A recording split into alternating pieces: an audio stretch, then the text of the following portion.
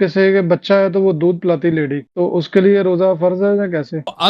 अगर बच्चे के लिए दूध देती है ना, अगर कोई औरत अपने हम्म। बच्चे को या बच्ची को दूध देती है, हम्म। और अगर वो दूध ना दे तो बच्चे के लिए वो जरर है, बच्चे के लिए जी जी, नुकसान है। मुश्किल आती जी। हाँ, मुश्किल है। जी तो अगर ये हो सकता है कि भाई वो कोई पाउडर का दूध या गाय का दूध, बकरी का दूध को, या कोई चावल वगैरह उसको खिला देना, बच्चे को वो भी तो खाते हैं ना, तो फिर तो रोजा रखना जी जरूरी है। उसके जी। दूध कम दे दो भाई, सुबह दूध दे दो, दोपहर से पैर को क्या दे दो उसको, दूसरा जो खाना मिलता है ना, या दूध वगैरह गाय का दूध पिला दो। लेकिन अगर बच्चा इतना जी जी। छोटा है कि वो ये चीजें नहीं खा सकता, और दूसरा जी दूसरा जो आप माँ के दूध के अलावा कोई वो बेचारा खाता नहीं है ना, पीता नहीं वो। जी। और औरत जो है, बाज औरतें होती है ना, तो उनको परवाह नहीं होता, मैंने ऐसे औरतों को देखा है, वो बच्चे को जी दूध जी। पिलाती भी हैं, रोजा भी रखती हैं, उनको परवाह नहीं होती। लेकिन बाज औरतें इस तरह नहीं कर सकती ना, उनके लिए मुश्किल है।